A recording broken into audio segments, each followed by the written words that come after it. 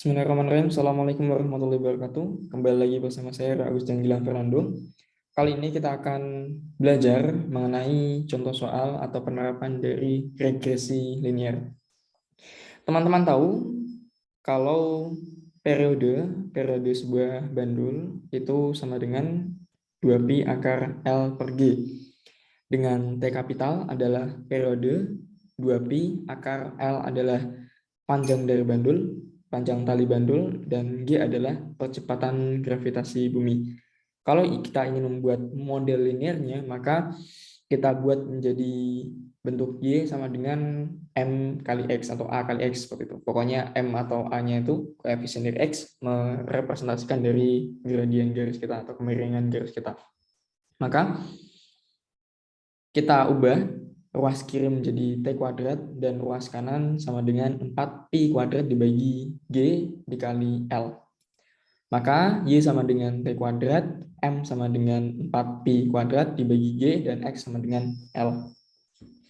Saya sudah melakukan praktikum, walaupun juga simulasi sebenarnya.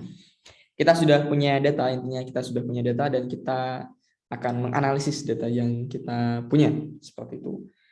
Ada kolom indeks L meter, L dalam meter, T kuadrat, ada XI dikurangi X bar, ada dalam kurung XI dikurangi X bar dikali XI, ada juga dalam kurung XI dikurangi X bar dalam kurung tutup dikali dengan YI, juga ada kolom gradien dan juga kolom konstanta.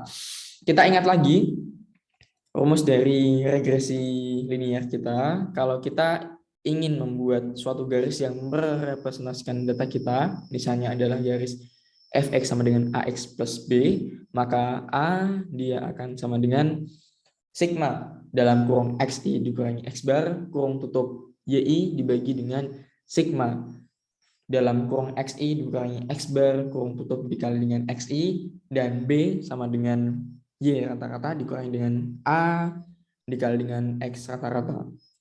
Kita ke data praktikum kita, langsung saja. XI dikurangi X bar, langsung saja.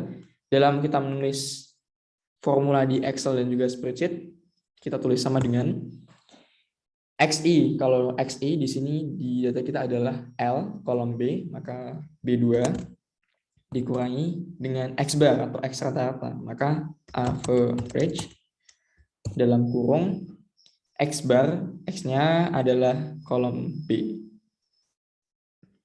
kurung tutup. Kalau kita tarik ke bawah, misalnya kita enter dan kita tarik ke bawah, maka akan menghasilkan nilai yang salah, karena nanti average kita berubah, karena ya nanti ya nilainya tidak tetap lah, seperti itu. Agar nilainya tetap dan hasil kita tidak salah, maka kita kunci dengan menggunakan simbol dolar dan dolar. Maka nilai average-nya atau rata-ratanya akan tetap sama. Kita klik kolom pertama, ada simbol tambah, klik 2 kali. Maka akan langsung ke bawah. Kolom E selanjutnya. Kolom E adalah hasil perkalian dari kolom D dengan kolom B. Maka sama dengan kolom D. D2 dikali dengan kolom B2. Autofill ya, kecuali yang paling bawah. Yang F, kolom F adalah hasil perkalian dari kolom D. Lupa sama dengan D2 dikali dengan kolom C. C2. Enter. Ya, kita hapus yang paling bawah. Kita sudah punya datanya, tinggal kita jumlahkan. Fungsi sum. Ada pilihannya di bawah, kita klik saja. Kolom F juga sum. Ini ada rekomendasi saran. Udah, kita punya data dari sigma dalam kurung xi dikurangi x bar kurung tutup yi, dan juga kita punya data sigma xi dikurangi x bar kurung tutup xi. Maka kalau kita ingin mencari gradiennya, sama dengan kolom F, bukan kolom ya, sel F12 dibagi dengan E12. Kita dapat gradien kita adalah 3,143. Sudah saya setting agar angka di belakang komanya adalah 3. Bisa kita tambahkan dengan mengklik ini, tapi itu tidak perlu seperti itu. Ini sudah cukup bagus. Selanjutnya konstantanya sama dengan Y rata-rata. Maka dari Y adalah ini. Kurung tutup. Salah. Nah, dikurangi A. Dikurangi gradien. Gradiennya adalah sel H2 dikali dengan X rata-rata. X-nya adalah ini. Seperti itu. Tinggal kita tekan enter. Maka kita dapat gradiennya adalah 3,143 dan konstantanya adalah 0,7135. Di Google Spreadsheet dan juga Excel ada shortcut dalam kita membuat sebuah regresi linear, atau dalam Excel dan Google Spreadsheet itu namanya trend line. Kita blok data yang ingin kita buat regresi linearnya dan juga labelnya. Kita klik insert, ada menu chart, maka Google Spreadsheet akan otomatis menampilkan chart atau diagram yang paling sesuai dengan data kita. Tapi kita bisa pilih diagram yang lain atau tipe diagram yang lain. Di chart type, teman-teman pilih ke scatter chart. Nampak seperti ini. Kita bisa atur nama dari sumbu X dan sumbu Y-nya. Misalnya saya mau beri judul horizontal axis, berarti sumbu X ya. Berarti dia adalah X misalnya. X yang sederhana saja. Terus font size misalnya mau 16 misalnya. Terus vertical axis atau Y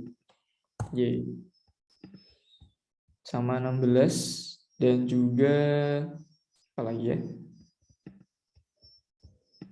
namanya adalah data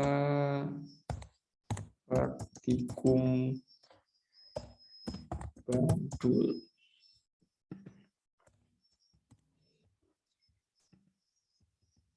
Lalu kita ke series, biar lebih besar kita pindah ke sheet tersendiri. Kita edit chart. Kalau kita ke menu series, maka akan ada seperti ini. Saya suka kotak, saya ubah jadi 10 biar agak besar dan warnanya adalah hitam. Maka akan lebih mudah dilihat. Setelah itu, di bawahnya ada trend line, teman-teman. Nah, teman-teman klik di trend line, maka akan muncul otomatis trend line kita.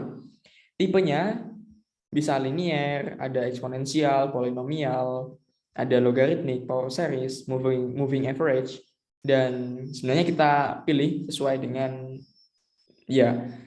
perilaku data kita. Tapi kali ini kita akan memilih linear karena kita ingin membuat sebuah garis regresi linear seperti itu. Untuk mengetahui nilai dari konstanta dan gradien dari grafik kita, di sini ada label, kita klik use equation. Nah, di use equation ini, maka kita tahu bahwa gradiennya adalah 3,14 dan konstantanya adalah 0,714. Kita bandingkan dengan perhitungan kita, ya mendekati. Kalau kita bulatkan yang 0,713 ini, ya sama saja, kita mendekati ya 0,714 seperti itu. Nah, itu adalah cara menggunakan Google Spreadsheet dan juga Excel, caranya hampir sama dalam melakukan regresi linear. Satu lagi tambahan, kita bisa menggunakan Desmos untuk melakukan regresi linear. Bagaimana caranya? Pertama, kita buka Desmos. Lalu kita ke data kita. di data kita copy saja langsung. Kita copy, lalu kita ke Desmos lagi. Kita klikkan ke baris ya, baris ini, terus kita paste saja, paste. Maka akan muncul titik-titik kita yang telah kita paste tadi. Ya, bagus sekali ya. Langsung otomatis seperti itu.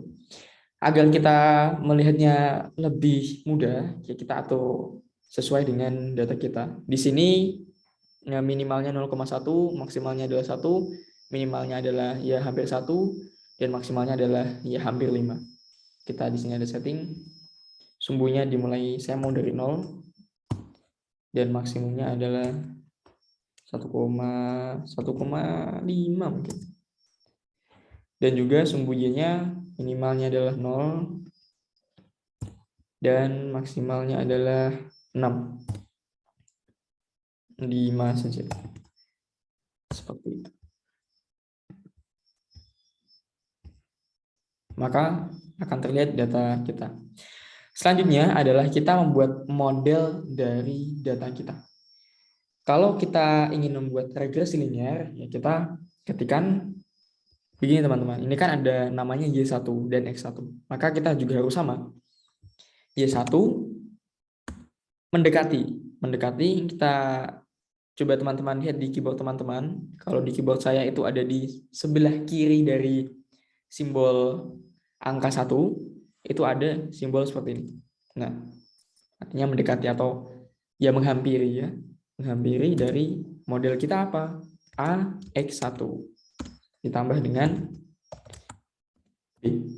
Maka akan otomatis muncul garis AX plus B. Dan di sini juga ada keterangan A-nya adalah 3,14 dan B-nya adalah 0,713533 sesuai dengan yang kita tadi dapat.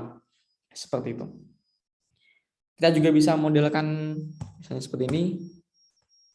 Kan kita dapat A nanti kita bisa dapat G, menghitung G seperti itu. Nah, itu saja untuk kali ini, semoga bermanfaat. Ya, kita akan lanjut dengan tutorial fisika selanjutnya. Terima kasih. Wassalamualaikum warahmatullahi wabarakatuh.